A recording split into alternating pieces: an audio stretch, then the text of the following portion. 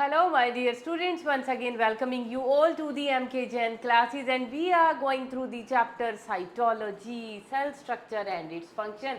जिसमें बेटा next organelle हमारे पास जो आ जाती है that is the cytoskeletal structures. क्या है? Cytoskeletal structure. अब बेटा वैसे तो ये टॉपिक अगर हम एनसीईआरटी के हिसाब से देखें तो it's just this one topic, इतना सा दिया हुआ है ना एनसीईआरटी में. लेकिन हमें क्योंकि अगला चैप्टर क्या पढ़ना है, अभी सेल डिवीजन्स भी पढ़नी है, हमें मियोसिस माइटोसिस भी पढ़ना है, तो वहाँ पे हमें कुछ चीज़ों की ज़रूरत पड़ने वाली है. तो वो चीज़ें हम थोड़ा सा खोल के डिटेल में यहाँ पे पढ़ेंगे. मीन्स कहने का क्या मतलब है कि हम साइटोस्केलेटल स्ट्रक्चर को थोड़ा सा डिटेल में पढ़ेंगे. ठीक है, चलो let start with the cytoskeletal structure. अब क्या मीनिंग क्या हुआ? देखो बेटा, साइटो का मीनिंग क्या होता है? साइटो बोले तो सेल, सबको पता है ना. उसके बाद है स्केलेटल. स्केलेटल का मतलब क्या है? स्केलेटल का मतलब समझ गए, we are talking about the skeleton, है ना. अब यहाँ स्केलेटन कहना क्या अच्छा लगेगा? सेल के अंदर क्या स्केलेटन देखा है? कभी नहीं होता है ना.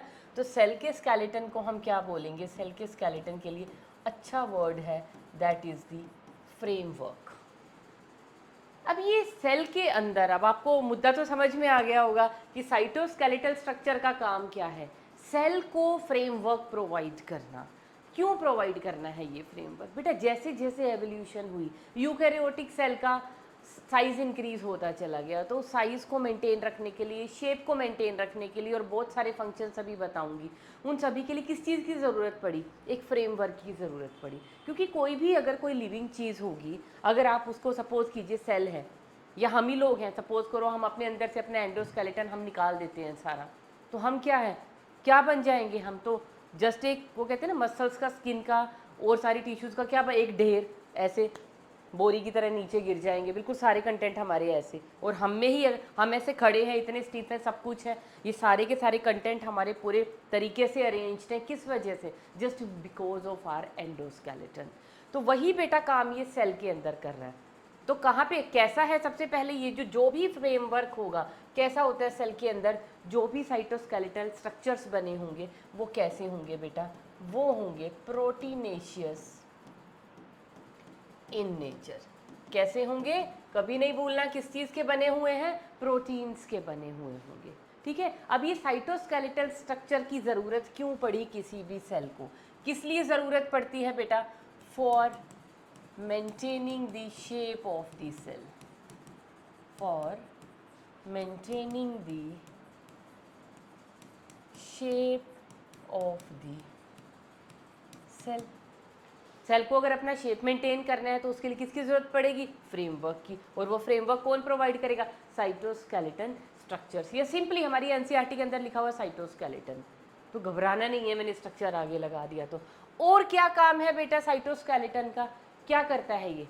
मेंटेन करता है शेप को. उसके अलावा क्या प्रोवाइड करेगा? एक mechanical support. Provide mechanical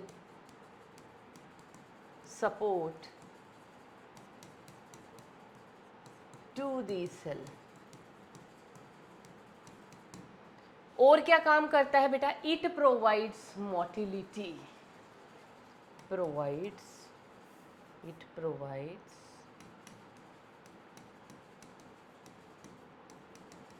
motility also. क्या प्रोवाइड करता है? मोटिलिटी. तो शेप को मेंटेन करेगा सेल की, उसको मैकेनिकल सपोर्ट प्रोवाइड करेगा, और मोटिलिटी में भी हेल्प करेगा. उसके अलावा मोटिलिटी कैसी? Cellular as well as intracellular. Cellular as well as intracellular. बेटा इंट्रा है, ध्यान रखना, it is intra not inter. Means within the cell. I'm talking about within the cell. जो movements हैं उनको भी control में करेगा. ठीक है. तो अब ये जो साइटोस्केलेटल स्ट्रक्चर्स होते हैं बेटा, ये हमारे पास होते हैं 3 तरीके के. These are of 3 types.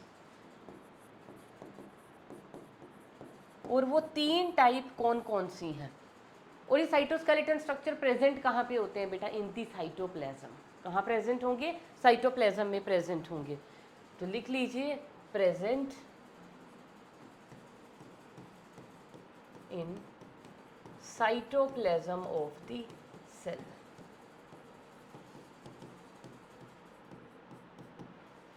और क्या लिख सकते हो, कहाँ कहाँ पे प्रेजेंट होंगे, in all eukaryotic cell but except the prokaryotic cell. क्या प्रोकैरियोटिक सेल में होंगे cytoskeletal elements?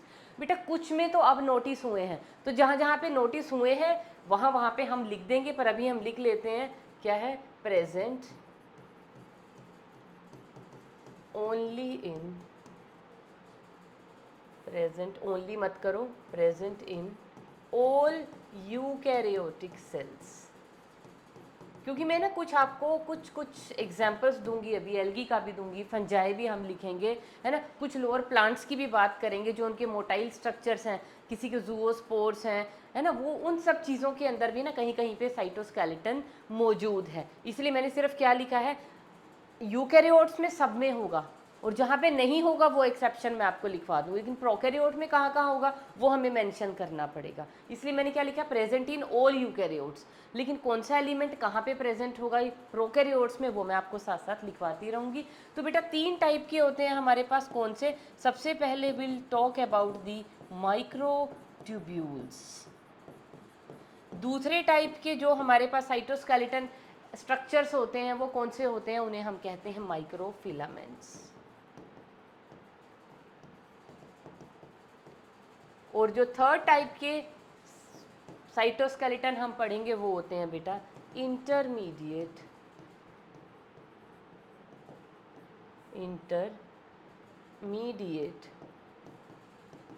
Filaments,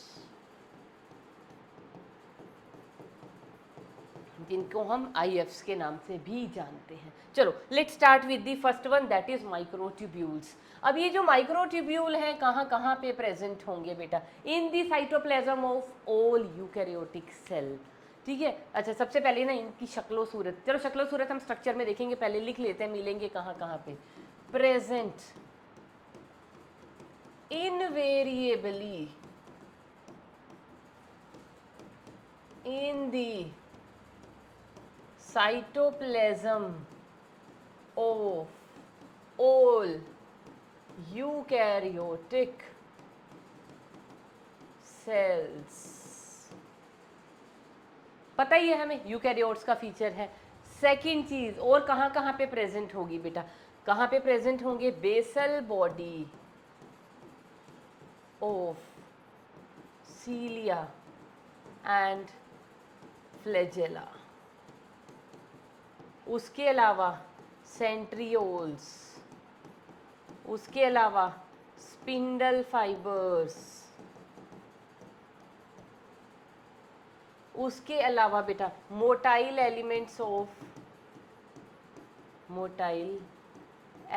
of cilia and flagella, यहाँ पे होगा। और पता कहाँ पे होगा, मोटाइल सेल्स, मतलब मोटाइल सेल किसके, जो मोटाइल सेल होंगे प्लांट्स के, वहाँ पे भी ये हमें मिलता है। मोटाइल जैसे हम कहेंगे ना zoospore of algae,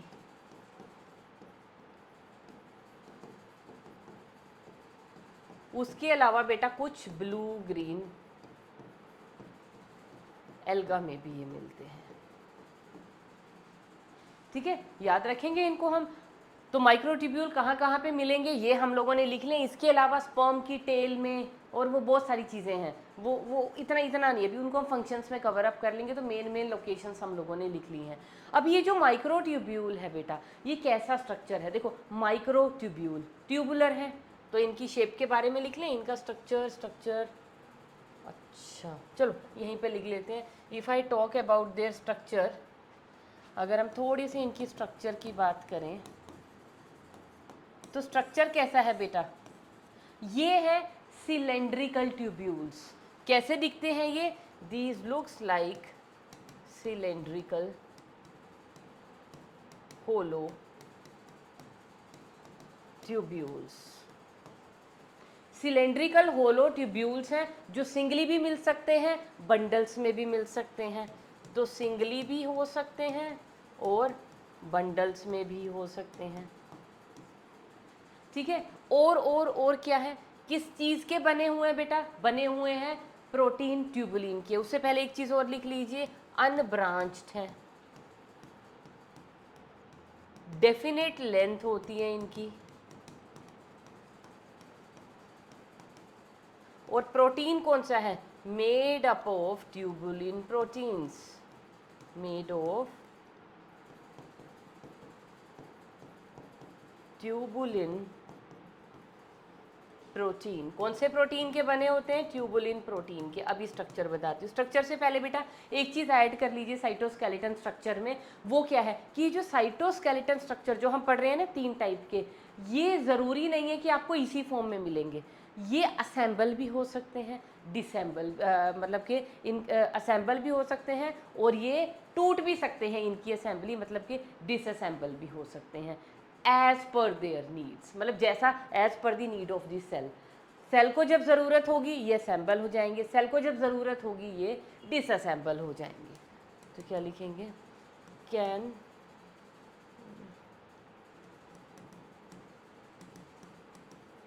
individual components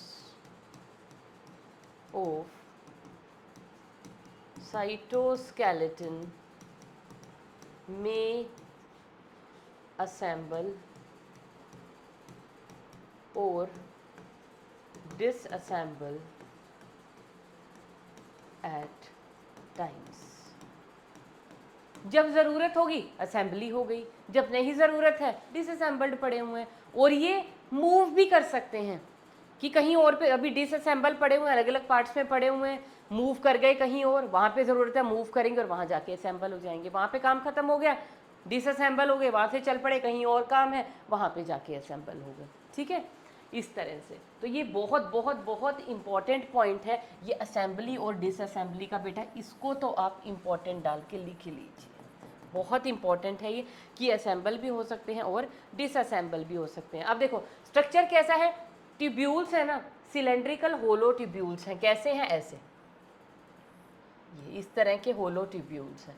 अब ये सिंगली भी प्रेजेंट हो सकते हैं, बंडल्स में भी प्रेजेंट हो सकते हैं, और क्या है इनके बारे में, बट हमेशा कैसे होंगे, ऑलवेज बी अनब्रांच्ड। और किस प्रोटीन के बने हुए हैं, ट्यूबुलिन प्रोटीन के। अब ट्यूबुलिन प्रोटीन की ना बेटा यहाँ पे 2 सब यूनिट्स होती हैं, ट्यूबुलिन प्रोटीन की 2 सब यूनिट्स होंगी। कौन सी, एक होगा अल्फा ट्यूबुलिन, एक होगा बीटा ट्यूबुलिन, और ये ट्यूबुलिन दोनों जुड़ के क्या बना देंगी, ट्यूबुलिन डाइमर, ट्यूबुलिन डाइमर।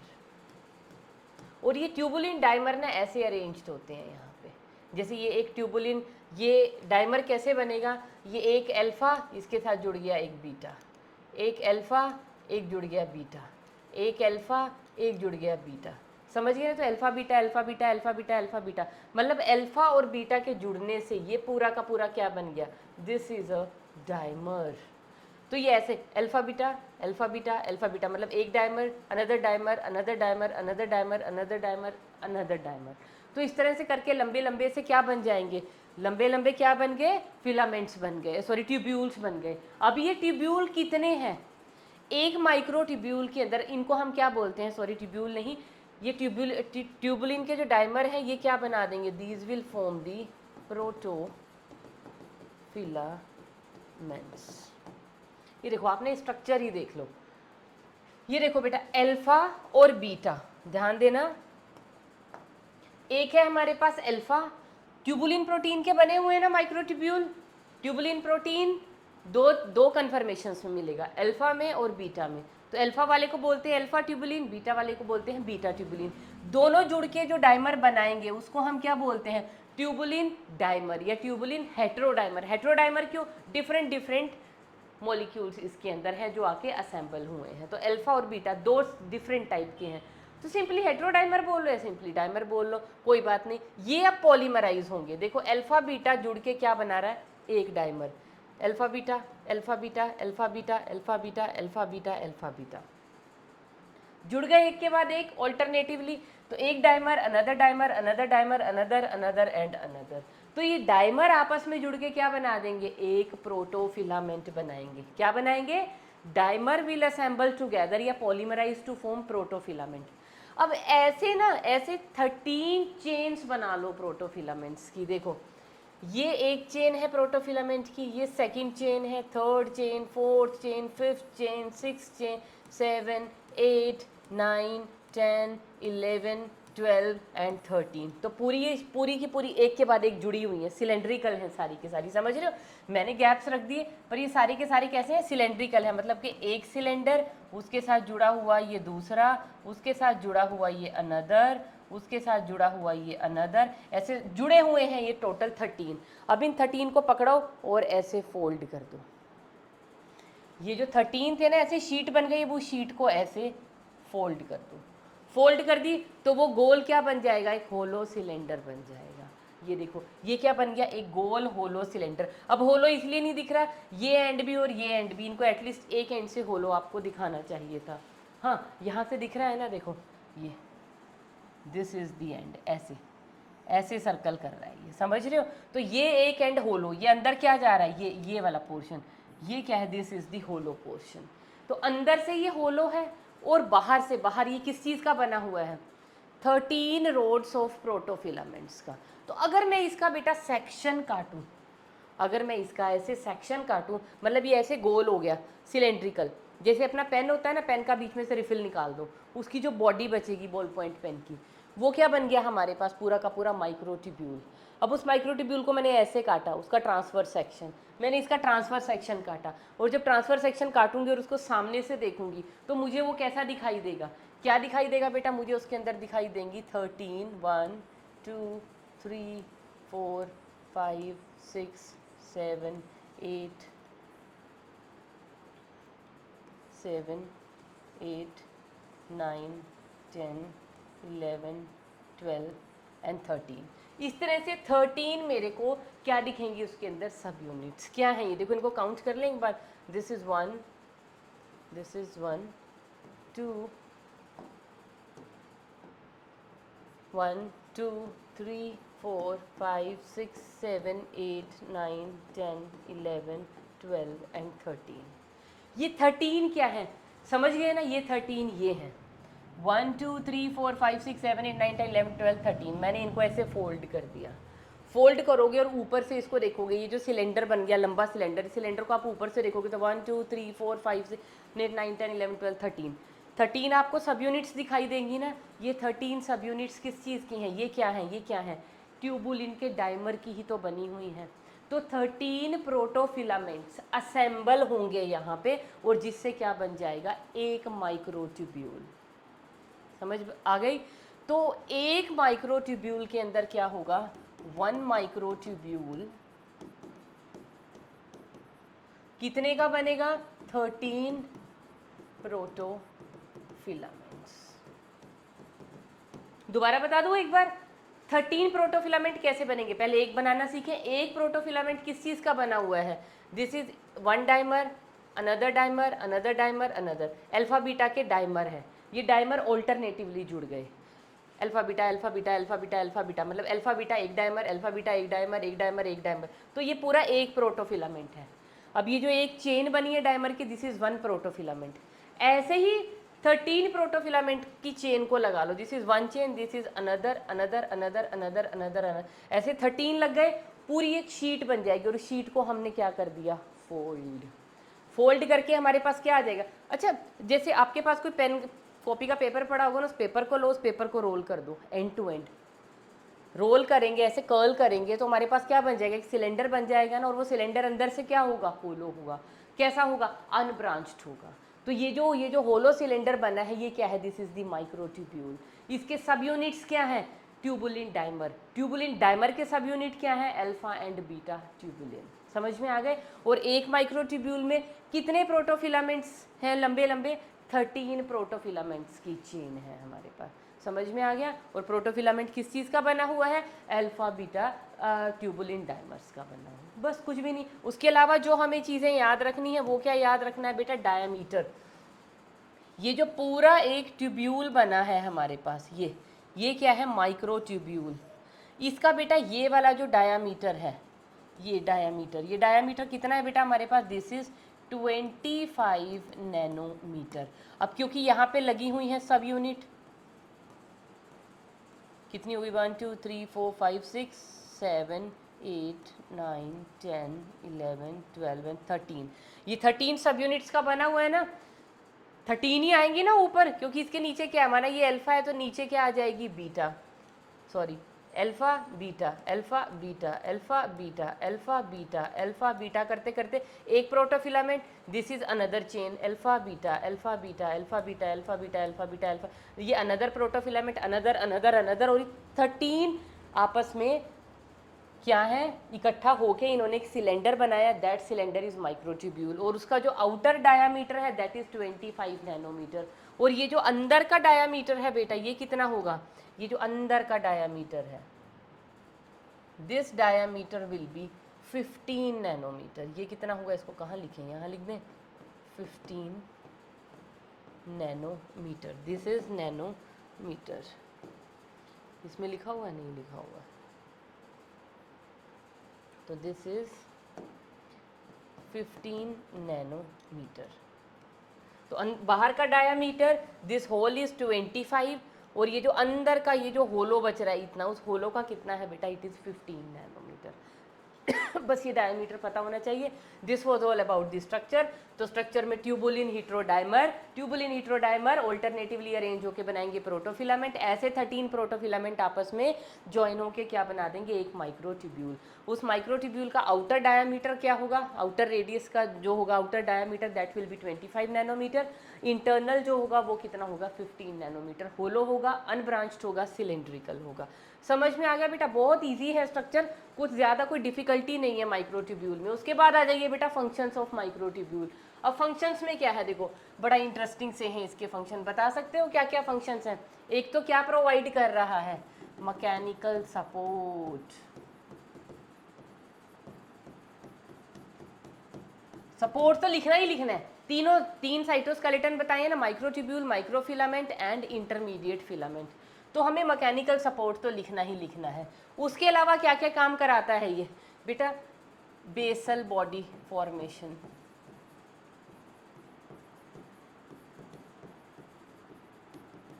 उसके अलावा forms the motile element of cilia and flagella.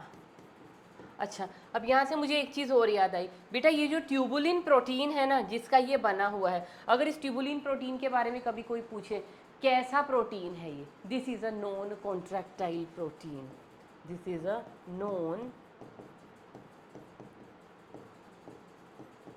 Contractile protein. क्या है ये? नॉन कॉन्ट्रैक्टाइल प्रोटीन है। उसके अलावा बेटा ये कहाँ कहाँ पे काम करता है, mitotic spindle, sorry spindle formation, ज़रूरी नहीं है माइटोटिक मियोसिस में भी, स्पिंडल फॉर्मेशन। स्पिंडल बनता है ना सेल डिवीजन के टाइम पे, बनाएंगे अभी हम लोग भी। सपोज कीजिए ये हमारे पास सेल है और सेल में जो ये स्पिंडल बनता है, यहाँ पे क्रोमोसोम है ना, क्रोमोसोम की जो ये दो मैंने कहा था क्रोमेटिड एक दूसरे से सेपरेट होती हैं, तो ये क्या है, ये क्या है, जिनसे ये क्रोमोसोम अटैच्ड हैं, इनको हम क्या बोलते हैं, these are known as the spindle fibres. तो ये जो स्पिंडल फाइबर है जिस पे क्रोमोसोम मूव करते हैं ड्यूरिंग दी सेल डिवीजन, तो वो सारा का सारा ये जो पूरा स्पिंडल फाइबर का ये पूरा स्पिंडल है, किस चीज़ का बना होता है, माइक्रोट्यूब्यूल का। और movement of the chromosome on the spindle fibres, movement of chromosomes on spindle fibres, उसके लिए भी यही रिस्पॉन्सिबल होता है। इसके अलावा बेटा क्या करता है ये, it helps in the cell differentiation also, cell की डिफरेंशिएशन में भी हेल्प करता है। उसके अलावा सेल की पोलैरिटी, सेल के दो पोल्स, ओपन एनिमल पोल, वेजिटल पोल, तो सेल की जो पोलैरिटी है, पोलैरिटी ऑफ दी सेल,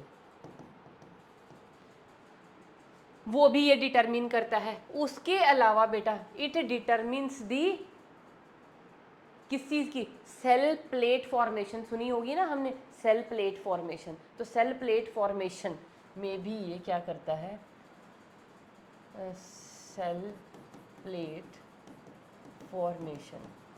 पता है किस में बनती है सेल प्लेट, कहाँ बनती है? In plant cell. कब? जब दो प्लांट सेल आपस में डिवाइड हो रही होती है ना, उनके न्यूक्लियस तो डिवाइड हो गए, उसके बाद उनका साइटोप्लाज्म डिवाइड हुआ और वो दो सेल, देखो ये सेल है ना प्लांट का सेल, कैसा बना रही हूँ, तो ये है प्लांट का सेल। इसमें क्या हुआ बेटा, एक न्यूक्लियस ये है, एक न्यूक्लियस डिवाइड हो गए। न्यूक्लियस डिवाइड होने के बाद क्या होता है, उनका धीरे धीरे साइटोप्लाज्म डिवाइड होता है। साइटोप्लाज्म भी ये लो डिवाइड हो गया, मैक्सिमम इधर चला गया और इधर चला गया। उसके बाद क्या होती है, यहाँ सेंटर से सेल प्लेट फॉर्मेशन शुरू हो जाती है। और सेल प्लेट कहाँ चलती है, सेंटर से पेरीफ्री की तरफ। फिर ये इतनी होगी, इतनी होगी, इतनी होगी, इतनी होगी, इतनी होगी, और धीरे धीरे धीरे धीरे धीरे ये दो सेल्स को बिल्कुल डिवाइड कर देगी, मतलब एक सेल को डिवाइड कर देगी कंप्लीटली इनटू टू। इसको हम क्या बोलते हैं, सेल वॉल। और ये सेल वॉल फॉर्मेशन स्टार्ट कौन करता है, गोल्जी बॉडीज। और इसमें कौन, इसकी सिग्नलिंग कौन करता है कि सेल प्लेट फॉर्मेशन अब होगी, that is done by the microtubules. समझ में आ गया? तो बेटा सेल पोलैरिटी हो गई, सेल का डिफरेंशिएशन हो गया, सेल प्लेट फॉर्मेशन हो गई, और कुछ तो नहीं रहा ना हमारे पास। और इसमें हाँ, और माइक्रोट्यूब्यूल्स है ना, तो आप लिख लीजिए components of the, these are the components of the centrioles। अभी सेंट्रियोल भी पढ़ेंगे ना हम ऑर्गेनेल, तो सेंट्रियोल के कंपोनेंट्स भी यही होते हैं, माइक्रोट्यूब्यूल्स। उसके अलावा बेटा distribution of the pigments, distribution of pigments in the chromatophores. जो क्रोमेटोफोर्स होते हैं ना, क्रोमेटोफोर हमने पढ़ लिए, तो उनमें जो पिगमेंट का डिस्ट्रीब्यूशन होता है उसमें भी हेल्प करते हैं माइक्रोट्यूब्यूल्स। तो इतने सारे फंक्शंस हम लोगों ने लिख लिए, बहुत हैं। इनमें से बेसिक बेसिक भी अगर आपको याद रहेगा, that will be more than sufficient. चलिए अब आ जाइए बेटा दूसरे साइटोस्केलेटल स्ट्रक्चर पे, जिसका नेम है माइक्रोफिलामेंट एंड इट्स स्ट्रक्चर। अब ये जो माइक्रोफिलामेंट, आप पढ़े थे माइक्रोट्यूब्यूल, अब हम आ गए माइक्रोफिलामेंट पे। हैं क्या, ये भी बेटा प्रोटीनेशियस है in nature, proteinaceous in nature. अब प्रोटीनेशियस है, मैम पिछले भी प्रोटीनेशियस थे, वहाँ पे प्रोटीन का नेम हमें पता था ट्यूबुलिन, हमें यहाँ पे भी प्रोटीन का नेम पता है।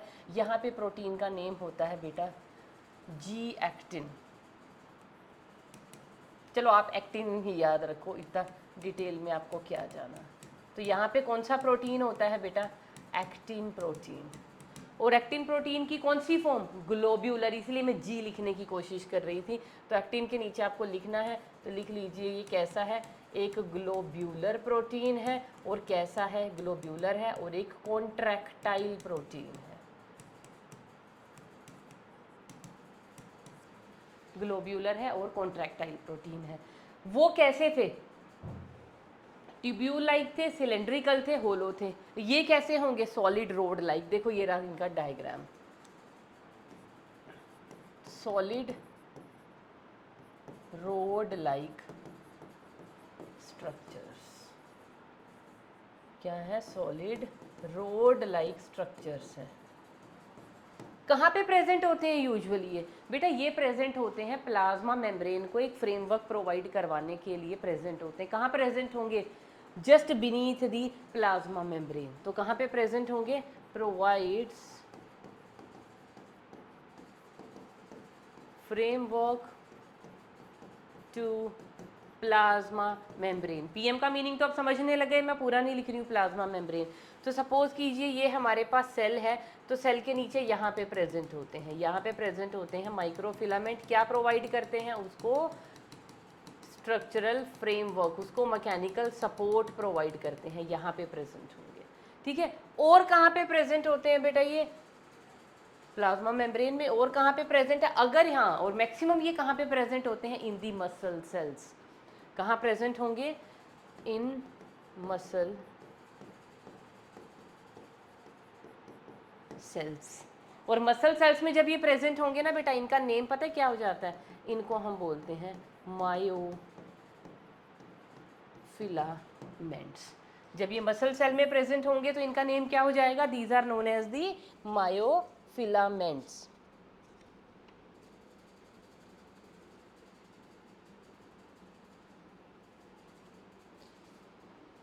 चलो और अब हाँ चलो बस इतना बहुत है इनके बारे में, और हमें ज़्यादा जानने की ज़रूरत नहीं है। अब इनके स्ट्रक्चर के बारे में बात कर लेते हैं। देखो बेटा, स्ट्रक्चर में मैंने बता ही दिया किस चीज़ के बने हुए हैं, ये एक्टिन प्रोटीन के बने हुए हैं। अब ये रहा, देखो ये है एक्टिन के सब यूनिट।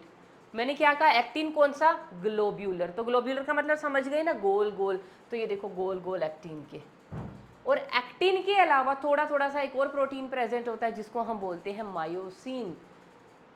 थोड़े थोड़ा अमाउंट मायोसिन का भी, पर उतना छोड़ो आप, ऐसे तो ट्रोपोनिन भी प्रेजेंट होता है। बस ये देखो, ये है एक्टिन एक्टिन एक्टिन एक्टिन, गोल गोल गोल गोल एक्टिन है और वैसे ट्विस्टेड है।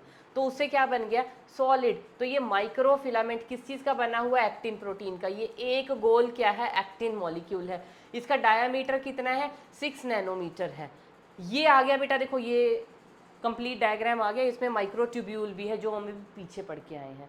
माइक्रोट्यूब्यूल किस चीज़ का बना हुआ है, ट्यूबुलिन का। देखो ऐसे ही ना, ये डायमर दिखाया है, डायमर समझ गए ना, एक इसमें अल्फा है एक इसमें बीटा है। तो अल्फा और बीटा के जुड़ने से डायमर बन गया। तो डायमर डायमर डायमर डायमर ऐसे जुड़े हुए हैं, वो हो गया प्रोटोफिलामेंट। और ये 13 प्रोटोफिलामेंट आपस में जुड़ के एक सिलेंडर बनाएंगे जिसको हमने कहा था माइक्रोट्यूब्यूल। देखो 13 है, 1 2 3 4 5 6 7 8 9 10 11 12 13। ओके, ये तो हम ऑलरेडी पढ़ चुके हैं तो इसकी बात नहीं करेंगे। इसके टोटल डायामीटर की बात की गई है। तो ये पूरा जो यहाँ से यहाँ का डायामीटर है ये कितना है, दिस इज़ 25 नैनोमीटर। और ये जो अंदर का डायामीटर है इतना, ये कितना है, दिस इज़ 15 नैनोमीटर। और ये ट्यूबुलिन डायमर, ये हमने पढ़ लिया है। ठीक है, तो बस ये है इसके स्ट्रक्चर के बारे में कि ये रोड लाइक है, सॉलिड है, अनब्रांच्ड है, रोड लाइक है। उसके अलावा क्या है, ये सॉलिड है और कैसा है, अनब्रांच्ड है।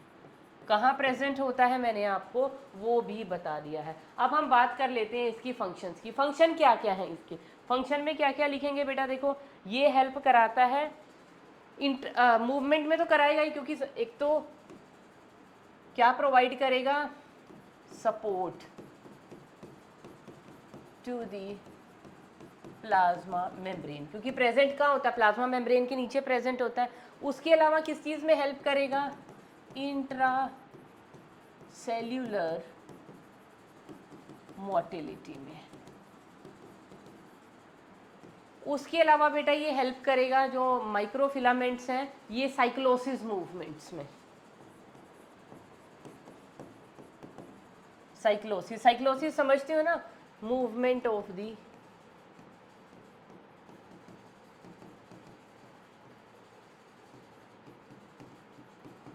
Cytoplasm around vacuole. Plant cell के अंदर क्या होते हैं, बड़े बड़े प्रोमिनेंट वैक्यूल्स होते हैं ना। सपोज कीजिए ये वैक्यूल है, तो वैक्यूल के चारों तरफ साइटोप्लाज्म चक्कर लगाता रहता है ऐसे, साइटोप्लाज्म गोल गोल घूमता रहता है ऐसे ऐसे। तो इसको हम क्या बोलते हैं, साइक्लोसिस मूवमेंट। इन साइक्लोसिस मूवमेंट में भी कौन हेल्प कराते हैं, माइक्रोफिलामेंट्स हेल्प कराते हैं। साइक्लोसिस मूवमेंट के अलावा बेटा इनका और क्या क्या फंक्शन है, ये क्लीवेज में भी हेल्प करवाते हैं, ये लोकोमोशन में भी हेल्प करवाते हैं, है ना। और चलो पहले जो हैं वो तो लिखें। तो ये क्लीवेज में भी हेल्प करवा रहे हैं। उसके अलावा लोकोमोशन, अब आप कहोगे लोकोमोशन में कैसे करवा रहे हैं, स्यूडोपोडिया फॉर्मेशन। तो लोकोमोशन में कैसे हेल्प करवा रहे हैं बेटा, स्यूडोपोडिया फॉर्मेशन, है ना। अमीबॉइड मूवमेंट्स, स्यूडोपोडिया पता है ना क्या होता है। तो स्यूडोपोडिया वो जो बढ़ता है एक डायरेक्शन में, तो वो सारा का सारा किसकी वजह से होता है बेटा, उसमें भी किसका फंक्शन होता है, उसमें फंक्शन होता है हमारे माइक्रोफिलामेंट्स का। और इसके अलावा हमारे पास ये किस चीज़ में हेल्प करते हैं, माइक्रोफिलामेंट्स, फॉर्मेशन ऑफ स्पिंडल तो नहीं लिखा ना हमने, चलो वो भी लिख लेते हैं। उसके अलावा ये हेल्प करता है फॉर्मेशन ऑफ स्पिंडल। और उसके अलावा एक और इसका फंक्शन लिख लीजिए, एनिमल सेल में फरो बनती है ना, initiation of furrow, initiation of furrow during the division of animal cell. देखो बेटा, ये है एनिमल सेल। एनिमल सेल के ये हो गए न्यूक्लियाई, डिवाइड हो रही है सेल। सेल के जो दो न्यूक्लियाई हैं वो सेपरेट हो चुके हैं, मतलब कैरियोकाइनेसिस हो चुकी है। कैरियोकाइनेसिस के बाद फिर क्या होती है? साइटोकाइनेसिस। ये लो जी, साइटोप्लाज्म भी मैक्सिमम जो है न्यूक्लियस के अराउंड अपने आप को कॉन्सेंट्रेट कर लिया। तो अभी अल्टीमेटली इस सेल को डिवाइड होना आपस में। तो सेल को डिवाइड होने के लिए क्या होना पड़ेगा? यहाँ पे क्या होती है बेटा? ऐसे फरो की फॉर्मेशन होती है, ऐसे। ये क्या है? This structure is known as furrow. तो ये जो फरो का फॉर्मेशन है ना, ये कौन देखता है? माइक्रोफिलामेंट्स। और ये फरो टाइम के साथ साथ ओ डीप ओ डीप ओ डीप ओ डीप होती चली जाती है। ये अलग सेल हो गई, ये अलग सेल हो गई। तो सेल क्या हो जाएगी? डिवाइड। सिर्फ कौन सी? Animal cells. समझ में आ गया? तो ये थे बेटा माइक्रोफिलामेंट। तो जो बेटा नेक्स्ट है हमारे पास इंटरमीडिएट फिलामेंट्स। अब जो इंटरमीडिएट फिलामेंट्स है ना, इंटरमीडिएट फिलामेंट हमारे पास क्या है? These are longer than the, these are longer than the microfilaments। तो माइक्रोफिलामेंट से साइज में ये बड़े हैं। कहाँ पे प्रेजेंट होते हैं बेटा? Provides framework around nucleus. और पता है क्या है? अब इनके जो जिन प्रोटीन्स के ये बने होते हैं, जो फिलामेंट्स हैं, वो फिलामेंट्स कैसे होंगे? जो इंटरमीडिएट फिलामेंट की पहले हम शेप की बात कर लेते हैं, देन हम आगे बढ़ेंगे। इंटरमीडिएट फिलामेंट्स जो हैं कैसे हैं? अनब्रांच्ड फिलामेंट्स हैं। उसके अलावा कैसे हैं? ये नॉन कॉन्ट्रैक्टाइल प्रोटीन के बने हुए हैं। अब बेटा ये चीज़ बहुत इंपॉर्टेंट है, इसीलिए मैं तीनों में लिख रही हूँ यहाँ पे। जो सबसे पहला था ट्यूबुलिन, वो कैसा था? कॉन्ट्रैक्टाइल प्रोटीन का बना हुआ था। सॉरी वो भी नॉन कॉन्ट्रैक्टाइल था। जो सेकंड वाला है एक्टिन, एक्टिन में तो एक्टिन किसका किसका कंपोनेंट है? मसल्स का है ना, एक्टिन मायोसिन ट्रोपोनिन। तो वो मसल क्या करेगी? कॉन्ट्रैक्शन में काम करेगी। तो वो कैसा है? Actin is a contractile protein. लेकिन ये जो प्रोटीन है जिसके ये बने हुए, अब इनके प्रोटीन के भी अभी नेम बताऊंगी। तो ये सारे के सारे प्रोटीन कैसे हैं? नॉन कॉन्ट्रैक्टाइल प्रोटीन्स के बने हुए हैं। और क्या है बेटा? अभी ये चलो पहले इनके ना प्रोटीन्स के ही नेम लिख लेते हैं। प्रोटीन यहाँ पे कौन कौन से होंगे? वो प्रोटीन होते हैं, एक होता है बेटा हमारे पास केराटिन। केराटिन पता है ना? केराटिन नॉर्मली कितनी बार बात कर ली हमने केराटिन, वैसे भी हमें पता होता है हमारे नेल्स में, स्किन में, हेयर में प्रेजेंट होता है। और केराटिन की बात हमने कहाँ पे की थी? जब हम टिश्यू पढ़ रहे थे, एनाटॉमी, एनिमल टिश्यूज पढ़ रहे थे ना, वहाँ पे एपिडर्मल में केराटिनाइजेशन सब पढ़ा था ना, वही केराटिन। उसके अलावा प्रोटीन दूसरा जो होता है बेटा, दैट इज डेस्मिन। और जो थर्ड प्रोटीन इसमें होता है दैट इज विमेंटिन, वाइमेंटिन। तो ये जो केराटिन है बेटा, केराटिन केराटिन ये कहाँ पे प्रेजेंट होगा? In the epidermal cell. It is the component of the epidermal cells. Desmin कहाँ पे प्रेजेंट होगा? In the muscle cells. और इसके अलावा डेस्मिन से कुछ और याद आ रहे हैं? डेस्मोसोम याद आ रहे हैं ना? डेस्मोसोम्स के जो माइक्रोफाइब्रिल्स से, वो सारे के सारे जो माइक्रोफिलामेंट्स से, वो किस चीज़ के बने हुए हैं? इंटरमीडिएट फाइबर्स के। और विमेंटिन प्रोटीन, ये प्रोटीन क्या करेगा? ये तो मतलब मोस्ट ऑफ दी, आप ये कहिए कि मैक्सिमम अमाउंट में, अब हाँ ऐसे लिख लीजिए, मैक्सिमम वाइड स्प्रेड। वैसे वाइड स्प्रेड के आगे मैक्सिमम लगाने की ज़रूरत नहीं है, मैक्सिमम वाइड स्प्रेड है इस प्रोटीन के। तो इंटरमीडिएट फिलामेंट डिपेंड करता है कौन से प्रोटीन का बना हुआ, उसके हिसाब से उसकी बेटा लोकेशन होती है। ठीक है? अब क्या है, इस पर ज़्यादा कुछ बात हमें करने की ज़रूरत है नहीं, तो हम आ जाते हैं डायरेक्टली इसके फंक्शंस पे। तो फंक्शन क्या है इसके बेटा? एक तो क्या करता है ये? एक फ्रेमवर्क प्रोवाइड करता है टू दी एपिथेलियल टिश्यूज़।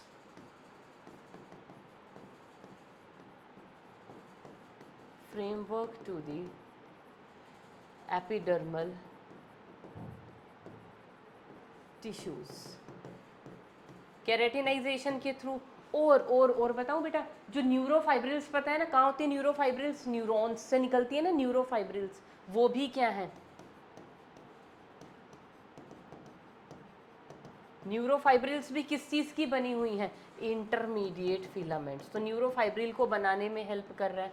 इसके अलावा ये पता है किस चीज़ में हेल्प कर रहा है? जो मसल सेल्स, मसल के अंदर जो एक्टिन और मायोसिन जो उसके कंपोनेंट्स होते हैं ना बेटा, उनको इकट्ठा अरेंज करने में, अरेंजमेंट ऑफ